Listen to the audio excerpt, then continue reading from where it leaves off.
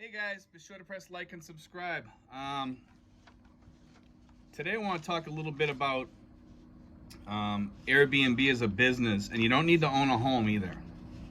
Okay, there's people out there that what they're doing is they're making deals with their landlords, and they're renting homes like a 5-bedroom or a 7-bedroom, big homes.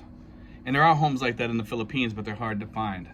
Okay, and what people are doing is they're renting them near a beach or something like that in a centrally located spot where it's really nice to live, okay, and where it's safe. Also, sometimes it's in a gated community right near a beach or whatever, okay. And this is all over the world.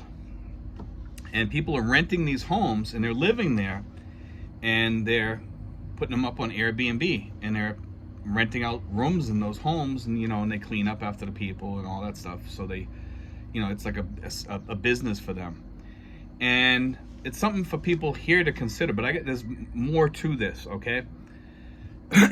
One of the things you can do is, if in the Philippines, if you want to own your own business, you can buy condos here, but you're not allowed to buy property. But you are allowed to buy, you're allowed to buy a condo because you don't own the land. If you don't own the land, you're fine. If you own the home, you're okay. So condos fit that category. A expat here in the Philippines can buy condos and buy all the condos they want, as far as I know.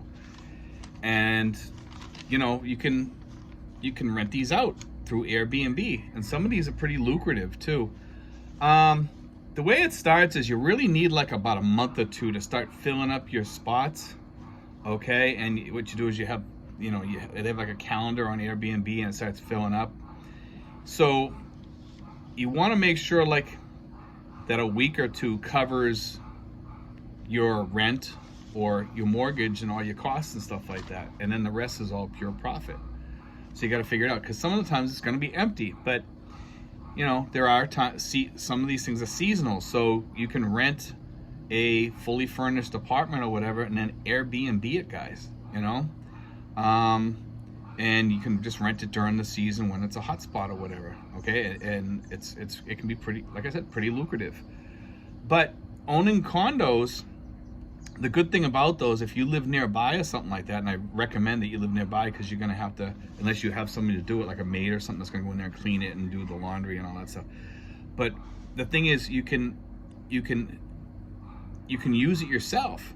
If it's in a nice spot, let's say you're in the Philippines and you're in Palawan or Tagaytay or whatever, and you live nearby, just go use it. It's like a little getaway during the week or whatever. And that's the good thing about owning these places is, you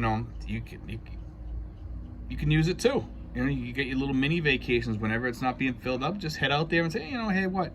I'm gonna go out there and just leave some stuff there, lock it up in a cabinet or something. I'm just gonna go out and use it. What the heck, So, it's just a little thought there, guys, because Airbnb is really getting big throughout the world, and hostelers use them. So when you own a house and you're doing rooms, they love the room thing. A lot of the people that come to the Philippines are like hostelers, and they share a room or whatever. And you can do bunks in these rooms and just rent out the beds, or you can do the rooms. I highly recommend the rooms. You don't want to have it too crowded, guys. It gets to be too much, and there's theft and stealing and stuff like that. You're better off doing the rooms. That's my recommendation, if you're going to do it at all. But but if you own these like one of these condos, that's a good way to own your own little business and stuff like that. But if you don't want to go that route, talk to somebody that owns a furnished apartment that they're renting or whatever, and say, hey, listen, I want to start renting it. Give yourself at least a month to start filling that thing up, because you don't want to go broke. And and it's more of a risky proposition here, unless you're in a good area, okay? So check out, you can go online and you can look at all the Airbnbs in the area, and you can see how much their calendars are filled up, okay? I believe you can go on there and see, because I remember looking at Tagaytay one time, and it would say, this week's not available. So you can already do some like little, searching around to try to find out like whether it's filled up or not. You can do your research, and that's the best part about Airbnb. It's researchable. You can find out if your town is a good town to do an Airbnb, because it might not be, but find an area that is a good place, and then, you can, like I said, rent and fill it up.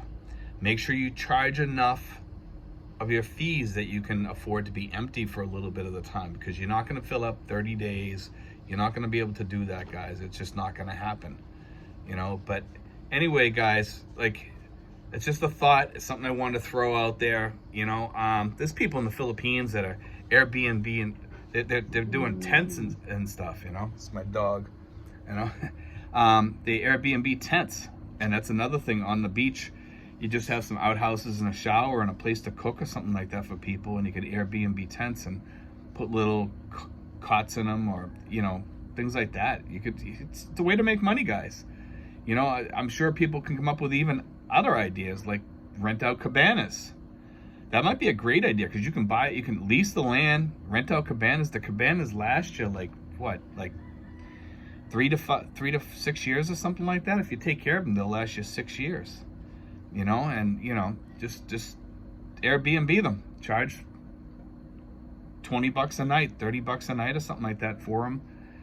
Maybe with a meal or a breakfast or something like that, with some rice and a little bit of beef or something like that, or pork or something, or chicken, and you're ready to roll. But anyway, guys, I hope that was a little bit pretty informative. There's also a lot of YouTube people out there that did a whole bunch of YouTube videos on this, and you can do more research that way. But I'm just putting it out there just to help people, for ideas and stuff like that. Put some more tools in your toolbox as an expat to make some money and stuff like that, guys. So it's just a thought, But anyway, guys, God bless, take care, and do a little research on it if you're interested, because I think it's a good way to make a few bucks.